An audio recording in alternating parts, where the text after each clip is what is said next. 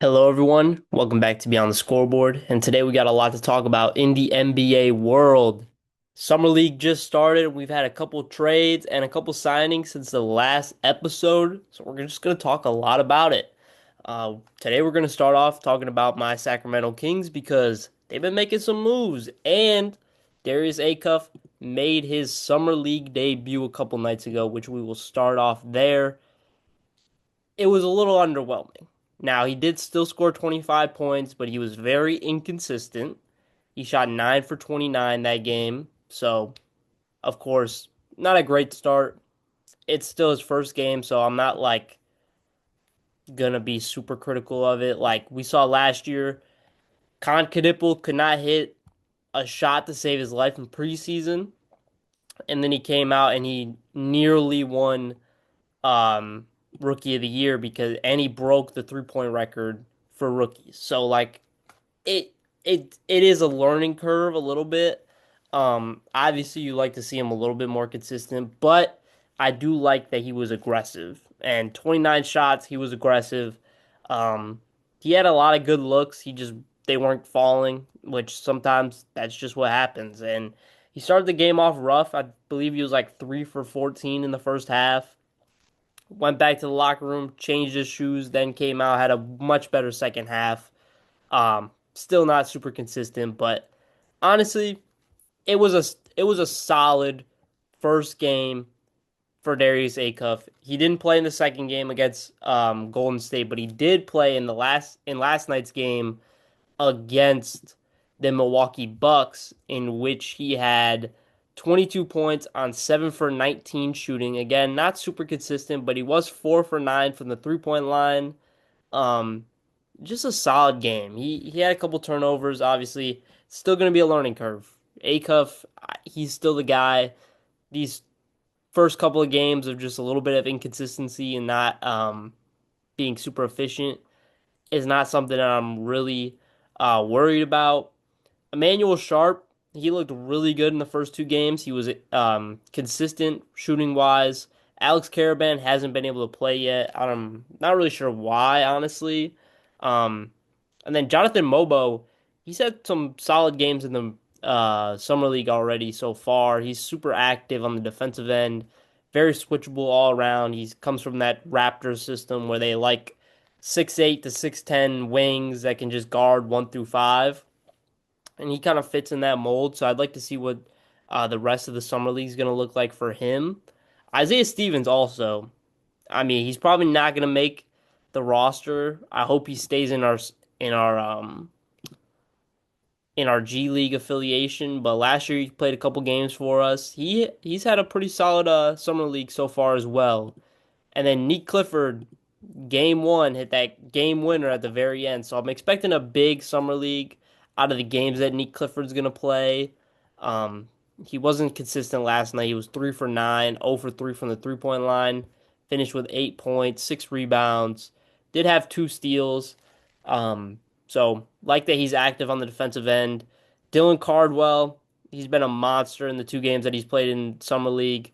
12 and 12 last night with 4 offensive rebounds. He's had 4 offensive rebounds in both of the games that he's played. Um, and he started Summer League off with a bang with that poster he had in game one. This Kings team, I'm not expecting Cardwell, Clifford, Acuff to play a lot of games in Summer League. But I could see guys like Emmanuel Sharp, Alex Caravan, Jonathan Mobo, all those guys playing some really big minutes in the Summer League, and I'm excited to see what they're gonna do. Um, but yeah, honestly, like he was inconsistent, so it is something to watch out for. But Braden Burries for Milwaukee was also shot 3 for 8 last night, 1 for 4 from the 3-point line. Um, Again, it's a learning curve for some of these guys. Like that's basically all it is. It's a learning curve. It's gonna take them some time. It's also their first 2 games of their NBA career, and it's not even their NBA career. It's their summer league career, but there's a lot of pressure on them. So I personally am more of a get your shots up, try to be consistent. Obviously, consistency is always key, But as long as you're not being like a straight up liability on the offensive end, like Acuff shot 9 for 29 in the first game, but he wasn't a liability because he still ended with 25 points.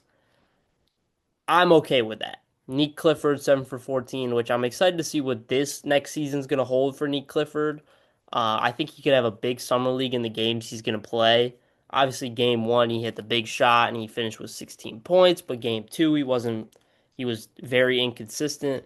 I'd like to see a couple consistent games around 12 to 15 points to get Nick Clifford on the right track going closer to preseason, closer to the start of the season. I think this year is going to be a big year for Nick Clifford. Um, there's going to be a lot of open minutes with DeMar DeRozan being waived and stretched, which I love that the Kings decided to do that. There's no point of holding on to DeMar DeRozan, and also nobody's going to trade for him. Let's just get him off our books, help ourselves out by getting our young guys minutes, and also help DeMar DeRozan out by being able to go and play on a competitive team for the last couple really good years he has left. Because I still like DeMar DeRozan personally. I think he was just set up to kind of fail from the beginning with the Sacramento Kings team. Um, but I'm happy that we did that. We re-signed Daquan Plowden, so that's going to be another guy that's going to be kind of fighting for minutes. And also Precious Achiuwa had both guys that had really good years last year in Sacramento. Yeah, we weren't good. There was a lot of injuries, so they got more consistent minutes, so it's going to be harder for them to get into the rotation. But I really like this Sacramento Kings young core. And I know I'm going to say it because, like, it's my team, and obviously, like, always going to support the guys and stuff like that. But I do really think that this Sacramento Kings young core does hold some value um, in years to come. Now, obviously we have Acuff, and it's pretty much a lot of it is on his shoulders. But Nick Clifford, Emmanuel Sharp, Keegan Murray's still kind of a part of our young core. Maxime Renaud. We have a lot of young pieces in positions of value that I think watching this team grow together, being able to try to move off of Sabonis, move away from Zach LaVine, and getting these guys to work together for a long time, I think is going to be a huge benefit for this team going forward. Um, and yeah, I just really I this is the first time I felt excited in a while for a Sacramento Kings young core. Going back to like the Fox Bagley days is when I was really excited, and Fox turned out great, but Bagley didn't turn out too great.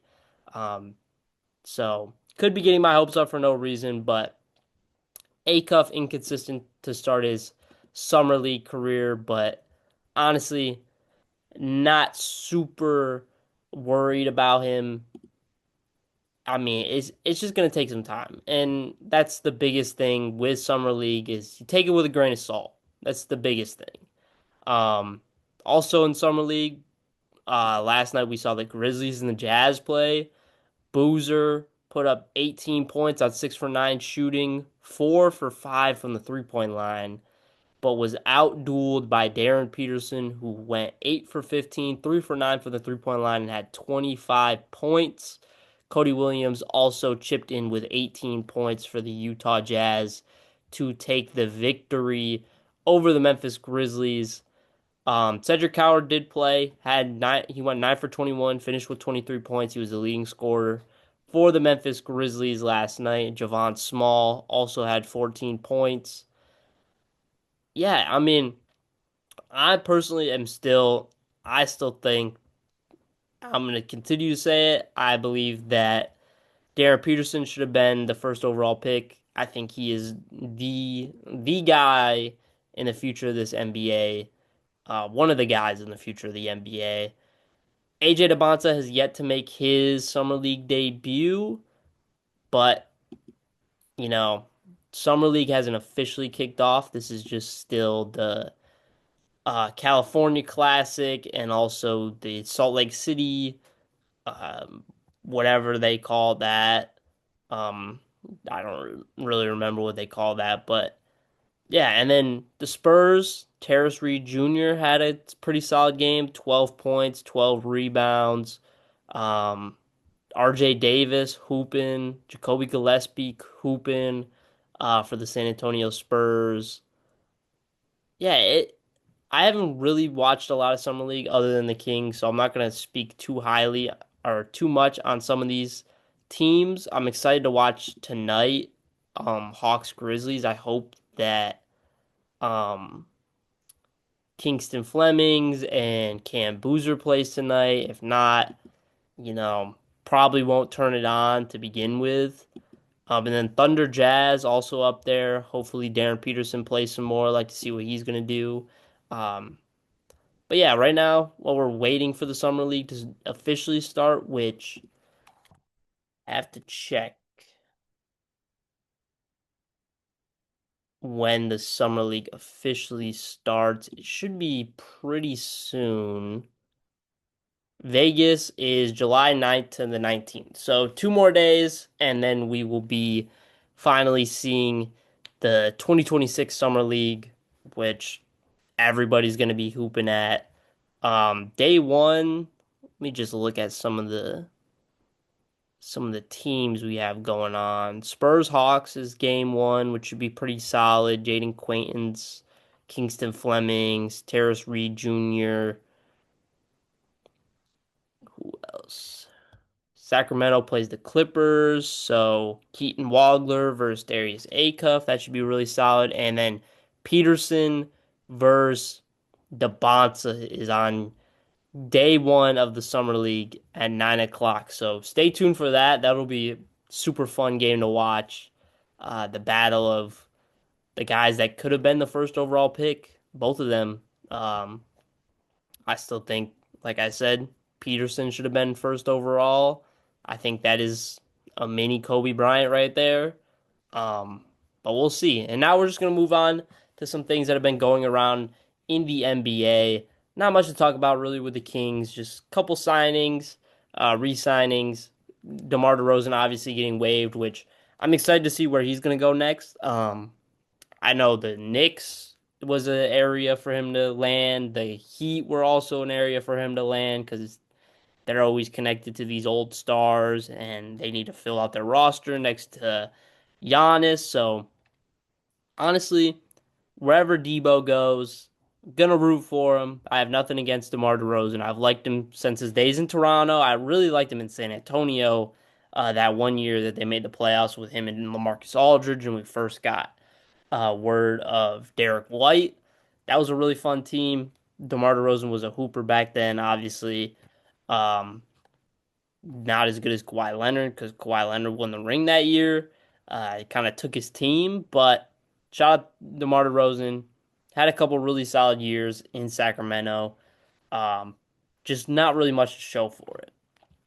Now moving on to one of the more wild trades that's happened so far. We've had a lot of trades.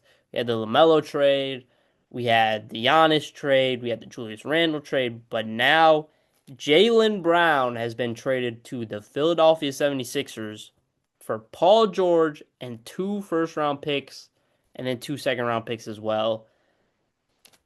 Philly and Boston. It's like Philly and New York. It's like Boston and New York. They don't like each other. And now Boston has decided to move Jaylen Brown, all NBA second team player, former uh, finals MVP, one of the best players in recent history of the Boston Celtics. Obviously, he's not Jason Tatum, and he'll always never be looked at as the number one option because Tatum is there. But Jaylen Brown is so good. He's so damn good at basketball. Like and the fact that he just got traded away after his best season of his career to Philly, one of your rivals, for Paul George, who is washed. He is so washed, and I hate to say it because I like Paul George. I like that he had a little bit of a turnaround this season after he was super injured his first year in Philly. This is not good enough for Jaylen Brown and what you just got back. And now the whole thing with why Boston moved on from Jaylen Brown and like how Jaylen Brown felt that he deserves to have his own team and be the number one option. I fully understand that. But there's no way that this is the best offer you would have gotten for Jaylen Brown. I just find it hard to believe. There's no way that Paul George and two first round picks is the best offer you could get for a guy that just came off a season where he was all NBA second team and 2 seasons removed from him being the finals MVP. There's no way that there's no way. There's no way this is the best value. And if you were going to trade Jaylen Brown and you were just waiting on a good, why did you make this trade so soon? Like I just don't understand it. It doesn't make any sense to me. And now you're gonna see Tyrese Maxey, Jaylen Brown, Joel Embiid all on the same team. Well, whether Joel Embiid is gonna be in healthy or not is a huge question mark. But Jaylen Brown and Tyrese Maxey and VJ Edgecombe, that's a star-studded team right there. That's gonna be a fun team to watch. Whether they're gonna be a championship level team or they're just going to be one of those playoff teams that could make that run because, nobody expected Indiana 2 seasons ago to make that huge run to the finals. Nobody really expected Toronto to make that huge run to the finals and win it over the Golden State Warriors. This Philly team could definitely make some noise in the Eastern Conference. Now, the Knicks are looking like they're going to be the team to beat because they're just coming off the championship. They're keeping basically their whole core together. This is going to be a team to watch out for playing against that New York Knicks team. And Joel Embiid is going to be the biggest X factor for this team. Whether Jaylen Brown's going to be in Philly for that long, whether he's just going to play out his contract in Philly and then go somewhere else, I just feel like Boston, they jumped too fast to make this trade. I believe that there are 10 other teams out there that could have given the Boston Celtics a much better package for Jaylen Brown. Whether they wanted to go in the direction of we're going to get some younger pieces and some draft picks, or we're going to get this star as well, like to continue to be competitive. There's a lot of question marks around that, and we never really got the answers to it. I personally wanted to see Jaylen Brown in like Atlanta because he's from Atlanta. I think it'd be a huge, great homecoming. He's very outspoken and kind of like a civil rights activist of today's time. I thought he would have been perfect in Atlanta, being in the South, one of like the Mecca hubs of the South. I thought Jaylen Brown would have been perfect there. I like him in Philly as well. Now, is he going to be the number one option again? I don't believe so. At times, he might even be the third option because Philly, as long as Joel Embiid's there, Joel Embiid's always going to get his touches.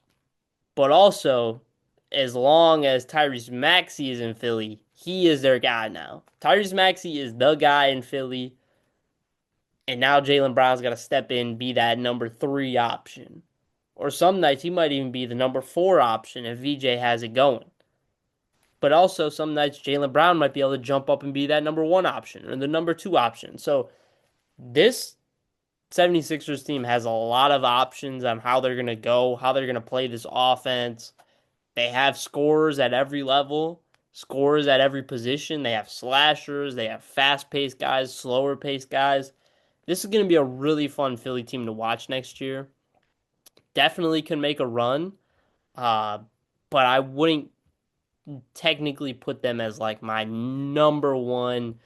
If I had to put them, I feel like they probably rank around 3 or 4 as teams that I believe are the most championship level ready in the Eastern Conference, and that is entirely on Joel Embiid's health.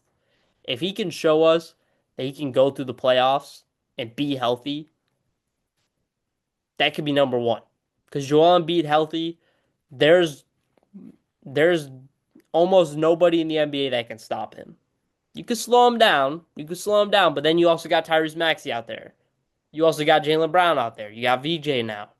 So it's going to be really interesting. Now, Philly did lose I believe they lost Kelly Oubre. They lost Quentin Grimes. I still like Dominic Barlow. I think he could fit perfectly into that four spot next to Jaylen, in between Jaylen Brown and Joel Embiid when they're fully healthy. It is going to put some more emphasis on this third string center, whoever that's going to be for the 76ers team. Because I don't remember if they made a signing for that yet. I don't believe so. Andre Drummond did jump ship to New York, I believe. Um, but yeah, Dembona, he showed some flashes at times. He did get benched in the playoffs, but Andre Drummond stepped right in.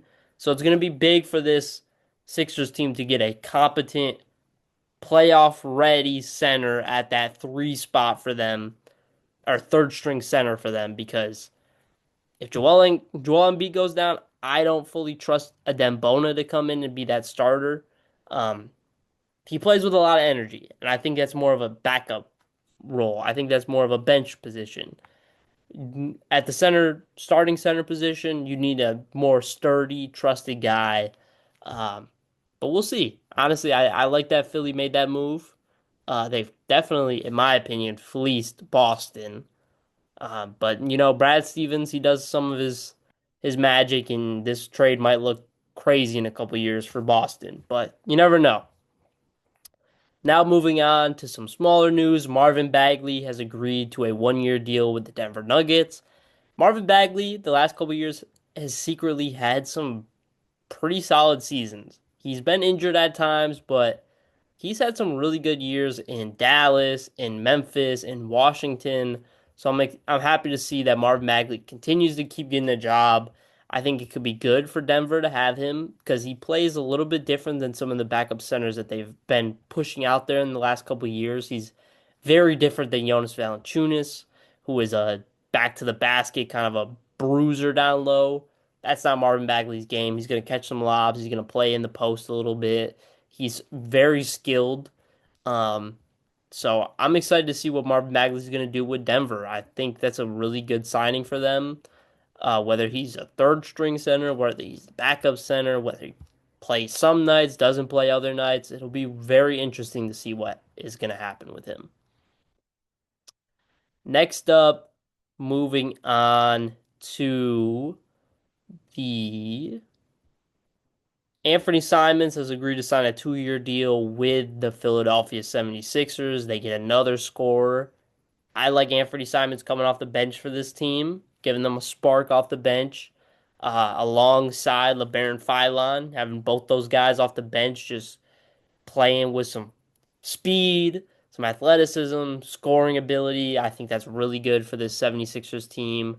Uh, Off the bench, Anthony Simons had a really good year last year.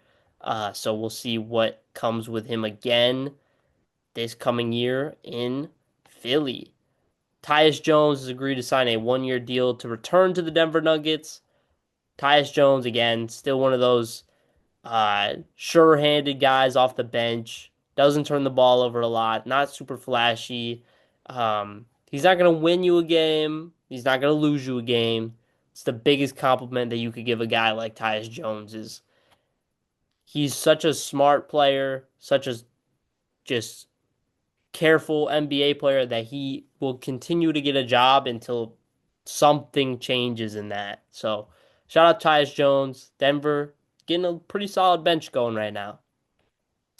Free agent guard Pat Spencer has agreed to sign a 2-year deal, a two-way NBA contract with the Phoenix Suns. Sources tell ESPN from Shams Charania. This is a very interesting signing because I'm personally not a big fan of Pat Spencer. I like Cam Spencer a little bit more.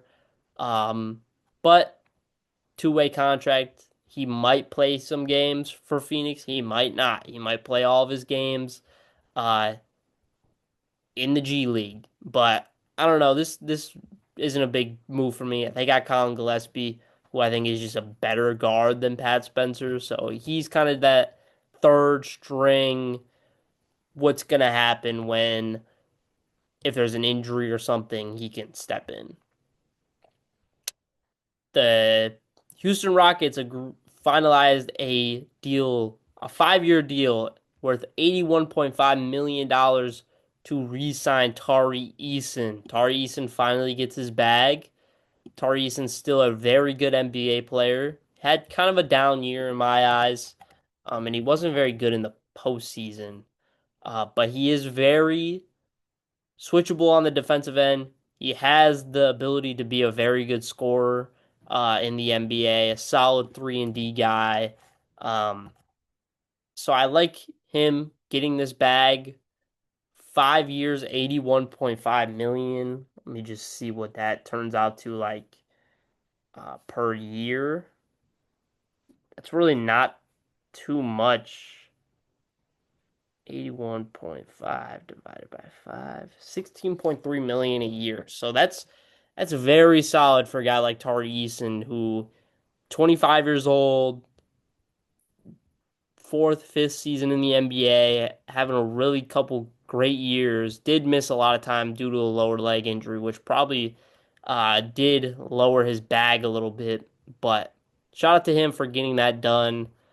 He definitely deserves it, and I think he does fit really good in Houston as that 3 and D guy next to all these scorers and defenders. He fits perfectly in Houston with that. Boston re-signs Neemias Queta to a 4-year, $56 million contract extension. I love Neemias Queta. I love that this dude finally got a bag in the NBA. I've been saying that he's a good center since I watched him in Summer League a couple years ago. His first year out of Utah State, him and Keon Ellis back out on the court together. He was balling in Summer League. Yeah, I think that might have been the year we won the championship, the Summer League championship. That might have been Keegan's first season. K Nemi might have actually been a second year guy during that Summer League run. I can't fully remember, but I remember Neemias Queta watching him that year in Summer League, and I was like, this dude one day is going to turn into an NBA starter. And it's happened. He finally got his chance in Boston, and after that chance in Boston, he's finally getting paid, which I love to see for him. He just seems like a super nice guy, hard worker, um, does all the little things a center does that you want. In my eyes, I like centers that are set hard screens, roll the basket, get rebounds, dunk the basketball, block shots. Neemias Queta does all that. He fits perfectly in Boston with all the skilled guards and forwards around him. He just is kind of the workhorse down low, and I really like that for Neemias Queta. I like him staying in Boston and finally getting his bag. So shout out to him. That's my guy, Nemi. Javonte Green re-signs with the Detroit Pistons on a 1-year, $3.95 million deal.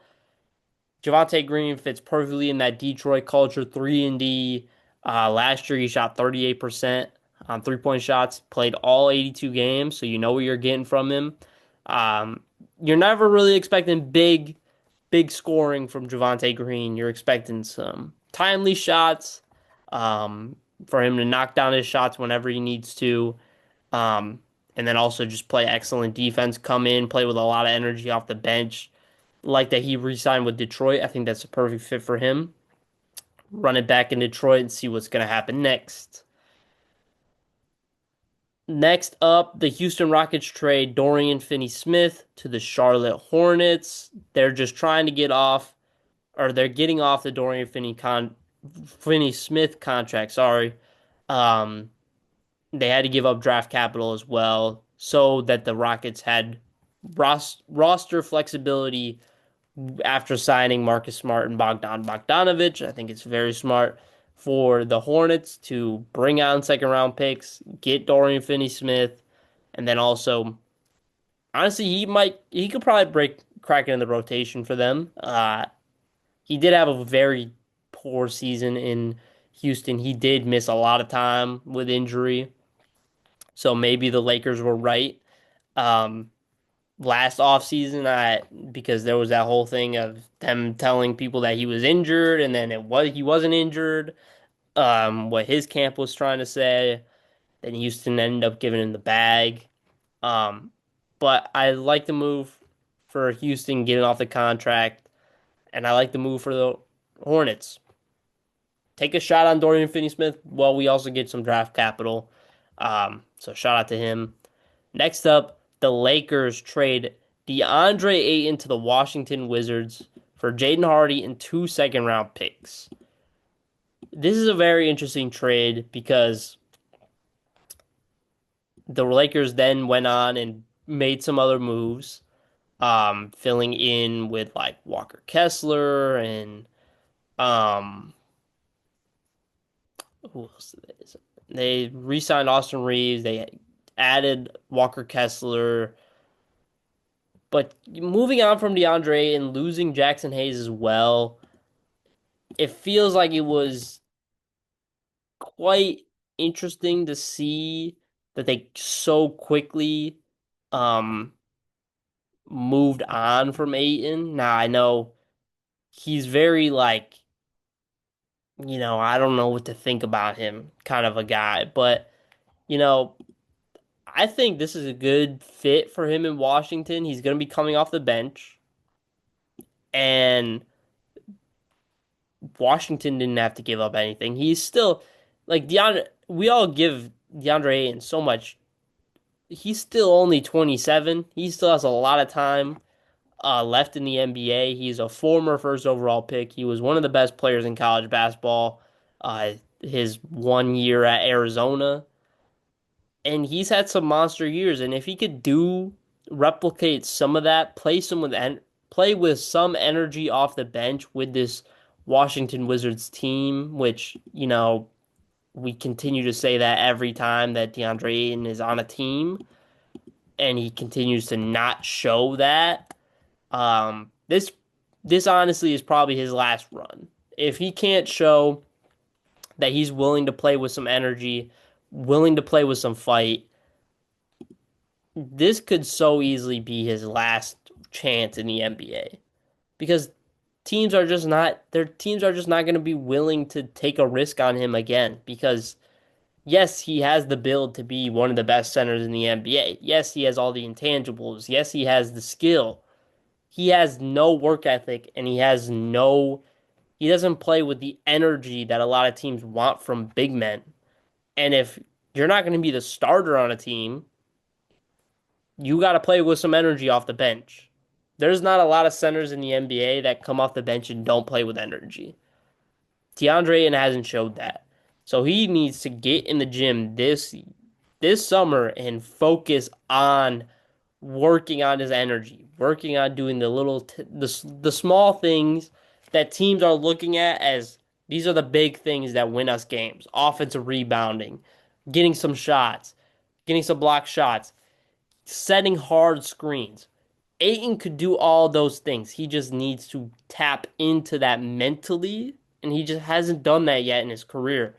And now this is his last chance to do it, or he's going to be playing overseas, over in China, somewhere, Taiwan. He's going to be hooping somewhere else. He's not going to be in the NBA. He's not going to be getting that NBA bag that everybody wants. So this is a big this is a big year for DeAndre Ayton. So watch out for that, and we'll see what comes with it. Jordan Miller re-signs with the Los Angeles Clippers on a 3-year, $15.3 million deal. If you don't know much about Jordan Miller, he's a very solid forward for this Los Angeles Clippers team. Went to Miami, just came off a year averaging 10 points per game on 53% shooting, 34% from the three-point line. Did only start one game, and he would just finish up his third season in the NBA. Really solid guy.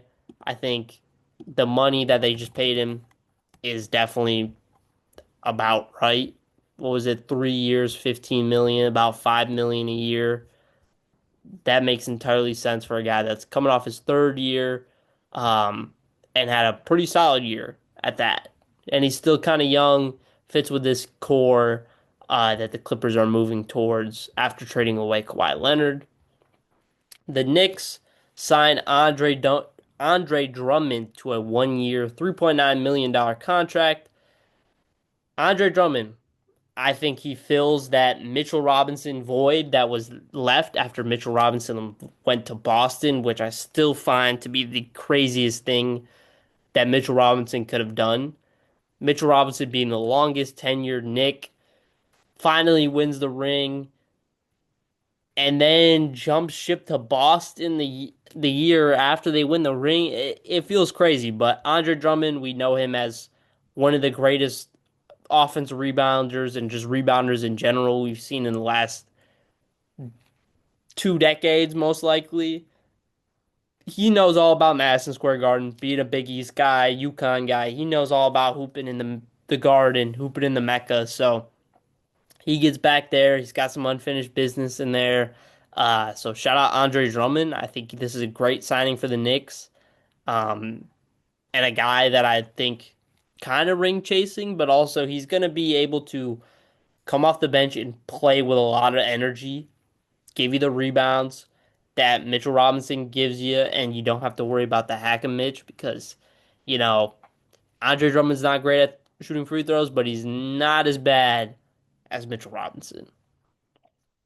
Next up, Josh Okogie signs a 2-year deal with the Utah Jazz worth $12 million. Josh Okogie's had a couple good seasons in Houston and then goes to Utah, gets a little bit of a bag. Um, going to be coming off the bench, playing with a lot of energy, that defensive strength that he has, and he's also coming off a year where he just shot nearly 39% from the three-point line, so that's really good for this Utah Jazz team. Um, he's gonna help some of the guys get better. Some of these young guys, Cody Williams, Darren Peterson, all those younger guys, Keontae George, Isaiah Collier, get in the lab, work on the defense, but also just kind of going against him in practice, and how much of a pest he is on the defensive end is going to be big for them. Um, Going forward, looking at who they're going to have to play against, um, in the seasons to come. Next up, Quentin Post signs a 3-year, $30 million contract offer sheet with the Memphis Grizzlies. Now, the Golden State Warriors have until 11:59 p.m. tonight to match the offer. I haven't heard anything about them matching the offer yet, so we'll see what happens there. I don't think they're going to. I'm personally not a big fan of Quentin Post. I think he's a solid NBA player, but I'm not super high on him. I don't think he's like moves any teams. I think he'll be good in Memphis, coming off the bench most likely, maybe starting some games next to Cam Boozer. Uh, but yeah, honestly, I don't really have much to say about Quinn Post. He had a solid rookie season ending year, but this past year I didn't hear a lot about him and I didn't watch a lot of him, so I can't really speak too much about Quentin Post heading to the Memphis Grizzlies. Next up, Rui Hachimura signs a 2-year, $28 million deal with the Los Angeles Clippers. Rui is finally out of the Lakers, but he has not left Los Angeles, heading just down south, out east. I'm not sure about my uh, Los Angeles geography, but he's headed over to Inglewood to go play for the Los Angeles Clippers after a long time in in the Staples Center and Crypto.com arena. Rui's just a really good NBA player. And honestly, I think he fits on any team, and he's just a really good NBA player. That's the biggest compliment you could have for a guy like Rui. It felt like he couldn't miss in the postseason, and a lot of people were talking about how he couldn't miss in the postseason. He's coming off 3 straight years where he shot 42%, 41%, and then 44% from the three-point line. Obviously, he's not a super high volume guy, only shooting about 3.5, a little under 4 3-point shots a game, but 40% is really efficient. And he's also shooting 53, 50, and then 51% in that stretch as well from the field. And 13 points, 11 points.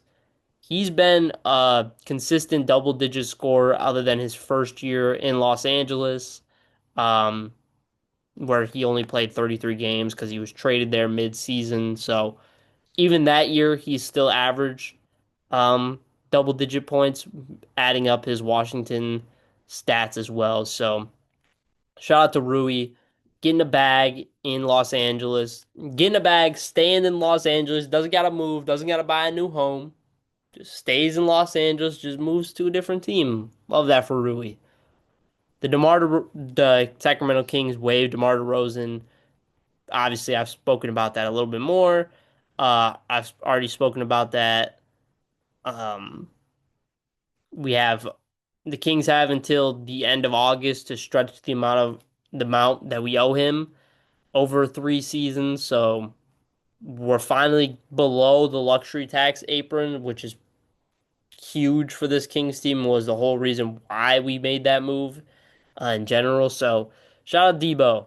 Excited to see where he's gonna go. Excited to see him hoop next year on a team that's gonna be competitive. Um, so honestly, not much to talk about there. Already really talked about it a little bit. Next up, talking about the Lakers signings. We talked about them trading away DeAndre Ayton and losing Rui Hachimura, but they do sign. Talked about Colin Sexton, I believe, last week. They then signed Sandro Mamukelashvili on a 4-year, $52 million contract, which I like Mamu. I don't know if he's worth exactly that much money. This feels like a little bit of a Lakers overpay, if I'm going to be honest. Let's just look at what Mamu was averaging this past year in Toronto. He had a pretty solid postseason that I remember. So we'll see what that entails leading into this next year. But this past season in Toronto, he shot 52% from the field, 39% from the three-point line, averaging 11 points per game. I mean, solid year for Mamu. Solid year from him. I don't know if that pushes this Lakers team forward as something to really watch out for. 4 years, 52. That's about, what is that, about 13 million a year? Yeah, 13 million a year for Sandro Mamukelashvili. Honestly, now that I look at it, 13 million a year is not too bad for him. They then also got Quentin Grimes, who I still feel like has a lot of untapped potential, still being kind of a younger guy. Um, he is coming off a year where he wasn't super efficient, shot 45% from the field, 33% from the three-point line, only averaged 13 points per game. But the season prior to that, his first kind of stint in Philly, the end of that year, he was a monster, averaging 22 points per game in 28 games. So if you could tap into that with Quentin Grimes, that's 4 years, 60 is really good money. Um, 4 years, 60 is 15 million a year for Quentin Grimes. I think that's also a really good contract for them. Both of them are also on player options. So I like that for both Quentin Grimes and Mamu. I think they gonna fit well um, in Los Angeles. Obviously, you can kind of put anybody next to Luka and they'll eventually look good. But then they acquired via a sign and trade with the Utah Jazz, Walker Kessler, and then they signed him to a 4-year, $30 million contract extension. Now, personally, I wasn't the biggest fans of this. Now, the Jazz received two unprotected first round picks in 2031 and 2033, plus first round pick swaps in 2028 and 2030. Personally, four first round picks feels like a lot for Walker Kessler, as well as the 4-year 130 also feels like a lot of money for Walker Kessler. 4 years 130, that's over 30 million a year. Let me just look exactly at what it is. That's 32.5 million a year. I personally don't see Walker Kessler as a guy that is worth that much money. I think Walker Kessler is a good NBA player. I think he does a lot of things well. I like the things he does extremely well, but he's also injury prone. He only played what? 5 games this past year, 58 games the year prior to that, and then 64 games the year before that. Those are not great numbers. And he's a great offensive rebounder. He's a great rebounder in general. He catches lobs, he's going to block shots, but is he going to be on the court? That's the biggest thing. And I think giving up 4 first round picks for that, then giving him a huge contract that you're not going to be able to get off of, it feels like too much that the Lakers were giving up. And Luka is going to have to make Walker Kessler look like one of the greatest players that we've seen in a while, which he could do that because as long as you can catch lobs, roll to the basket, set some hard screens, Luka's going to find you, Luka's going to feed you, and you're going to have a monster year. I'm not worried about that. I'm not worried about what the product is going to look like with Walker Kessler on the court. I'm worried about what Walker Kessler in is going to be on the court. I'm worried if Walker Kessler is going to be able to play more than 50, 45 games. Is Walker Kessler going to be healthy in the playoffs? If not, this contract is not worth it. These picks are not worth it. And that's a huge risk to give up 4 first round picks, basically all your picks for the future at this point, and give him this huge contract that you were setting up for 2027 to be your off season that you were going to go all in. It feels like this is a push to try and be competitive right now from the Lakers, and I think it's going to backfire eventually. And I think Walker Kessler is the guy that unfortunately is going to be the reason that we're going to look back on and be like, Rob Pelinka, this is not a great deal from the Lakers. They're kind of set back a couple years because they have no first round picks and they have to pay Walker Kessler all this money. They're not going to be able to be the comp. They're not going to be a team competing for a championship in 2 seasons because of this contract. That's just how I feel coming off of Walker Kessler's injury filled last season, last couple of seasons, honestly. So we'll see though. Don't ever want to just like hope that injuries happen to a player because that's terrible. But I do think that is something to watch out for, honestly.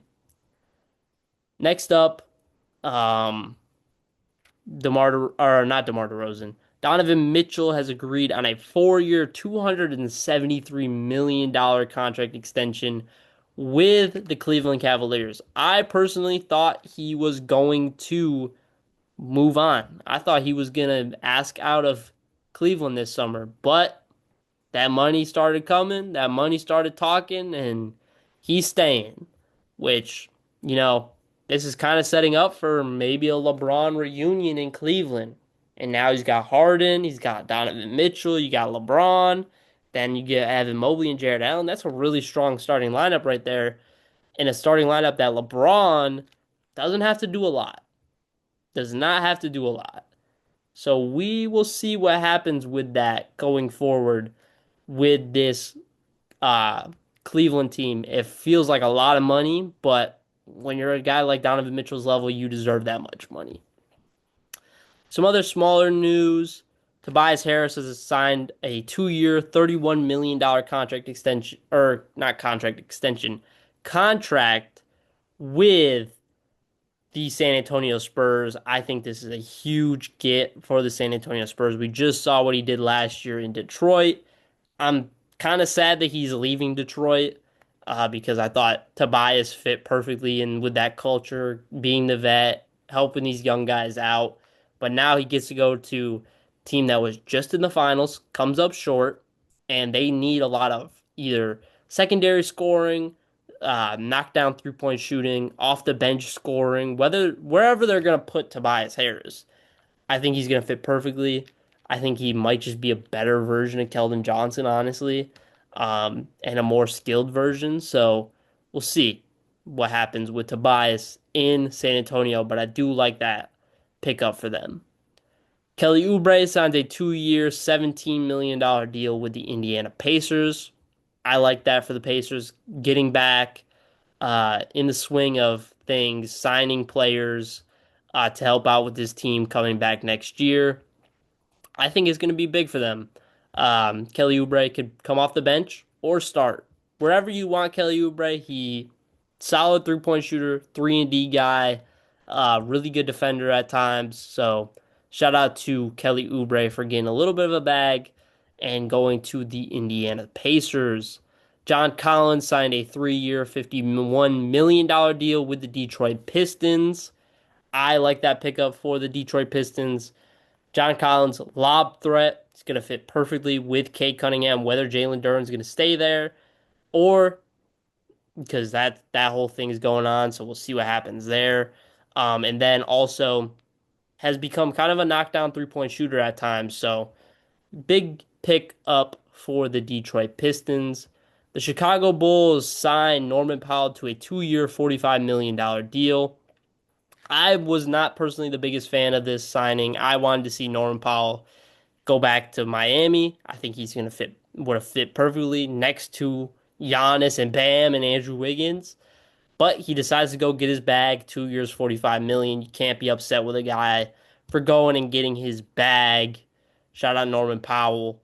I also wanted to see Chicago maybe go for a younger piece. But Bulls fans are not they're not disappointed in the signing. They like the signing, so if they like the signing, sounds good to me. And then the last piece of news I have, Memphis Grizzlies are trading Santi Aldama and to the Dallas Mavericks for AJ Johnson and a 2030 first round pick from the Golden State Warriors. Santi Aldama gets to go play over with Cooper Flag. Um, I don't know. Santi Aldama, he's kind of a weird player to think of because I didn't really watch a lot of Memphis Grizzlies games this past year and even the past 2 years. So I don't really know much about Santi and how he's been playing as of late. So I'm not going to speak too highly of that. But AJ Johnson, a guy that has a lot of untapped potential, um, super young still. So we'll see what happens. And then the final piece of news I have, Kyle Lowry is finally retired, and he retired as a Toronto Raptor, which I love to see a guy I still think is the greatest Raptor of all time in Kyle Lowry. Won the ring with Kawhi 2019. Finally gets to, well, not finally gets to retire because he was still playing basketball, but he does retire as a Toronto Raptor, which I think is the perfect ending to his career. And hopefully he stays as the greatest Raptor of all time. If Kawhi does what Kawhi did last time he was in Toronto, we could be having a different story. But right now, Kyle Lowry is the greatest Raptor of all time, and I'm happy that he got to retire as a Raptor. And that is the end of today's show. I hope you guys enjoyed listening. Stay tuned for some more episodes coming out soon. And this has been Beyond the Scoreboard, presented by RDSC. Whoa, RDSC, we ain't in the studio. This has been Beyond the Scoreboard, and I'm your host, Michael Lyons. See you guys later. Have a good one.